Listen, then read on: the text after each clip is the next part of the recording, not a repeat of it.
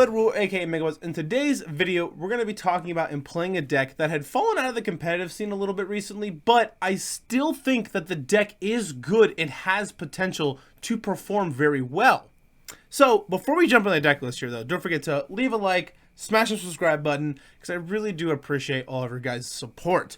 Alright, so let's jump right in to that deck list. Alrighty guys, and here we are with that deck list. It's Chien-Pao Baxcalibur, but with no Iron Hands. So, the reason that I wanted to play Chien-Pao with no Iron Hands was because I was playing a lot of Goldengo recently, and I was like, man, I never really gave Chien-Pao a genuine shot. I never really tried it. So, I wanted to give Chien-Pao a shot, and I didn't want to play with Iron Hands. I wanted to be able to pull off, Moonlight Shuriken and stuff, and play it before Iron Hands came out, and oddly enough, Jared had taken this exact 60, which I had copied his 60 afterwards, to Portland Regionals and performed really, really well with it. So, for the list here, we got 3 Chien-Pao EX, 2 Frigibax with 60 HP, 1 with 70 HP, 2 Bidoof, 2 Bibarel, 2 Baxcalibur, 1 Radiant Greninja, 1 Manaphy, 4 Irida, 1 Iono, 4 Nest Ball, 4 Battle VIP Pass, 4 Superior Energy Retrieval, 4 Ultra Ball, 4 Cross Switchers, 3 Rare Candy, 2 Super Rod, 2 Canceling Clone, 1 Hisuian Heavy Ball, 4 PokéStop, and 9 Water Energies. So, things that I like about the deck. After playing it, I really like that you're able to pull off Moonlight Shuriken pretty often, pretty early. And I really like you'll be able to get underneath Manaphy pretty easily a lot of the times. And I like that you can hit big numbers with Hailblade to be able to take care of Charizards or Mews or anything of that nature. Things that I don't like. Path to the Peak, if you can't remove it, absolutely shuts down your deck entirely. And man, when Chien-Pao bricks, it bricks hard.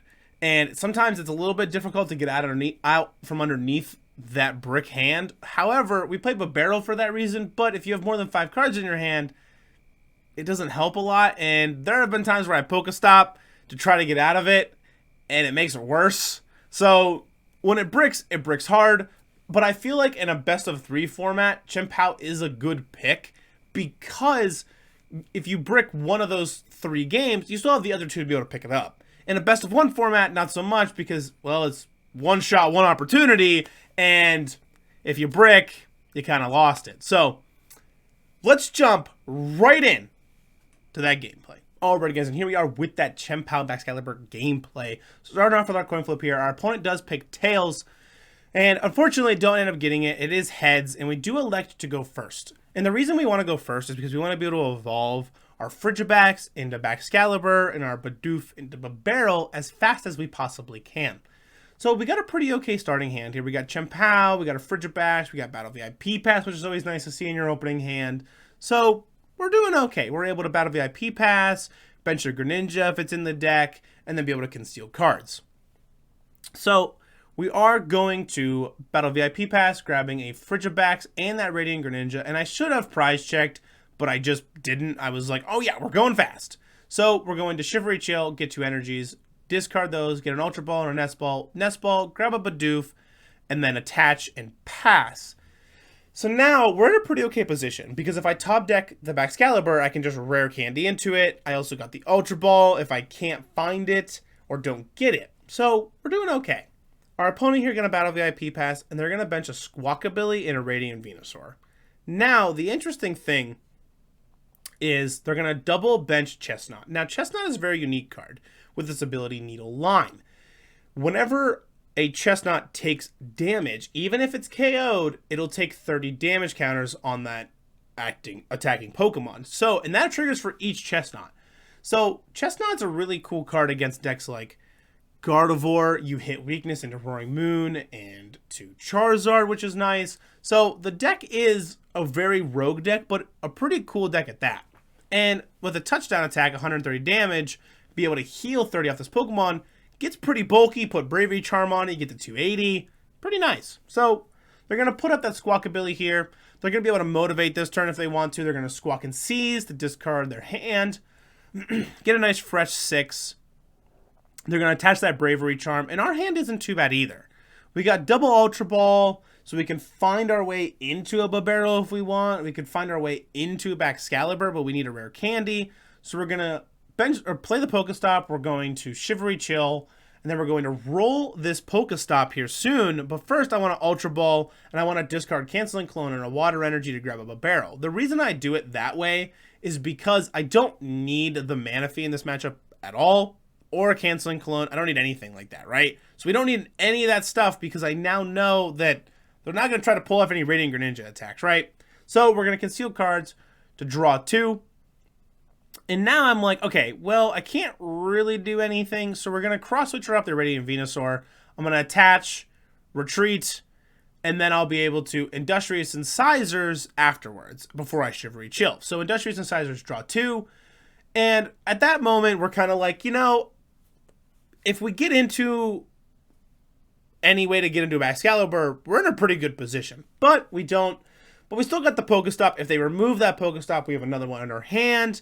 You know, we're still able to conceal cards. We're still able to Shivery Chill and stuff. So we're sitting okay. And they're not really able to KO our Chien-Pao because Chestnut doesn't do a lot of damage per se. It's just really bulky and will punish you if you can't one-shot it and have to take multiple turns to KO it with that Needle Line ability. So they're going to roll PokéStop, get a Nest Ball here. Not super punished, just getting 2 Grass Energies. They're going to switch card into the Squawk ability. The reason they go into the Squawk ability is because they want to be able to attach energies to the other Chestnut. Then they're going to be able to Sunny Bloom and draw a card. I feel like Radiant Greninja would have been a better Radiant for that deck because it allows you to discard energies and draw more cards as opposed to Radiant Venusaur. But I guess if you have a small hand a lot of the times in the deck, then Radiant Venusaur might just be better.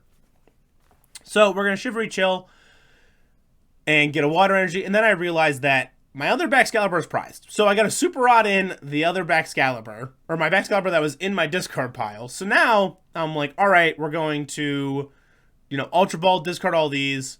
And then we're going to grab Baxcalibur. We're going to Rare Candy into Baxcalibur. And I'll be able to Super Cold and put all these energies onto Pokemon so I can Industrious Incisors for 3. And then I can roll my PokéStop afterwards. So not too bad. We get an Irida, and not too shabby. We get a Hisuian Heavy Ball. I'm gonna play the Hisuian Heavy Ball, grab the Frigibax, and at this moment I realized, oh, I didn't look at my prize cards, but we know that one of them is a Baxcalibur. I know one's that are Cross Switcher. I know one is a Chien-Pao, and I know one has a Hisuian Heavy Ball. So we only are really missing one of the prize cards that we don't know. And I'm gonna Irida and grab a Battle VIP Pass here. The reason I grab Battle VIP Pass is because it's a free choice and a free easy decision to discard to Superior Energy Retrieval. And I'm going to go for a Radiant Greninja attack here. And the reason I want to is because they don't have a Manaphy to punish me for it at all. And I don't want them to have a free pivot. And I don't know what Mantike evolves into or what the Mantine would do. So I'm just like, you know what? We're going to put myself up 2 prize cards, take a very easy KO.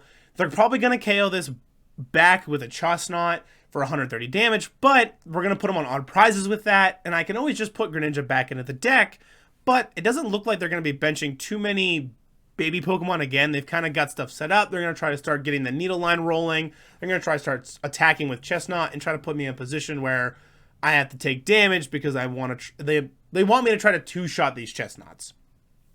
So they're going to bench another one in a Togepi here, and they're going to Pokegear, find a Penny. So now they're able to Penny and pick up anything if they need to. If I can't KO a Chestnut, they can heal all that damage off. They're going to retreat out of that Squawk ability into a Chestnut.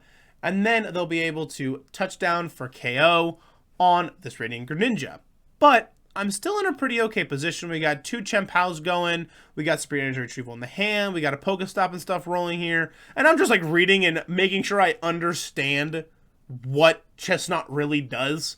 So we got Irida, we got PokéStop, so we're going to roll the PokéStop first, and then I'm going to Shivery Chill. I probably should have Shivery Chilled first and then rolled PokéStop, but it actually doesn't matter because I can just Superior Energy Retrieval the energy back into my hand, but I would have had one less card to potentially hit off a PokéStop and not get punished as bad. So we're going to Superior Energy Retrieval, discarding Battle VIP Pass and PokéStop to get 4 energies back in the hand. Super Cold them on, and then put them on to Chien-Pao and Baxcalibur to be able to Hail Blade and take the KO on this Chestnut. So now, I didn't really need to play the Nest Ball here, but I just wanted a thin hand, because if they Iono me, it's less cards in my hand, and it allows me to be able to keep drawing things off of Industrious Incisors if I have a small hand. So we're doing pretty okay. We're going to be able to discard 5 energies to take a KO on this Chestnut V, and then all these needle line abilities are going to trigger, putting 30 damage counters each time onto our Chien-Pao.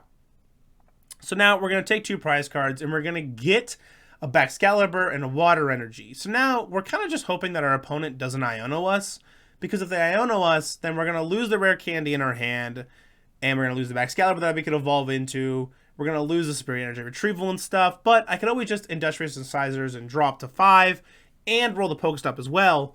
But we also don't want them to Ionos, because if they go like Boss KO or some way can KO this other Baxcalibur, then I don't want to be out of Baxcalibur and I can just rare candy to the other one. So we're doing okay. We're just kind of hoping for not an Iono, but they're going to play the penny there, picking up the Squawkabilly, attach an energy, then they're going to Earthen Vessel, discard that Squawkabilly to get 2 grass energies, and then they'll be able to touchdown, take the KO on this Chien-Pao. So putting them at 3 prize cards, a nice 2-3 split here, but we're going to put our Chien-Pao up into the active spot, and we pretty much have the game, right? I have Superior Energy Retrieval in my hand, and I just kind of want to make sure that I cover all my bases just in case if I miss it, but I also wanted my opponent to think that I didn't have it. I don't know. It's a fun thing to do from time to time. So we're going to attach, we're going to Industrious Incisors, and I was really feeling myself in this match. I felt like I played Chien-Pao really well, and I felt like I was really on top of it. So we're going to we're going to Nest Ball here, just kind of look. We got a Spirit Energy Retrieval left in the deck. We're going to discard all these, grab all 4, or as 4 just water energies out of the deck, or out of the discard pile, my goodness. And then we're going to Hail Blade for a nice 300 damage. So now I'm like, all right, we got the KO, we're going to win, perfect. All these needle line abilities are still going to trigger, but it's not going to be enough to KO the Chien-Pao anyway. So one of the nice things about Chien-Pao is you're able to really consistently hit big KOs and be able to take a lot of prize cards and really just churn through the deck really quickly.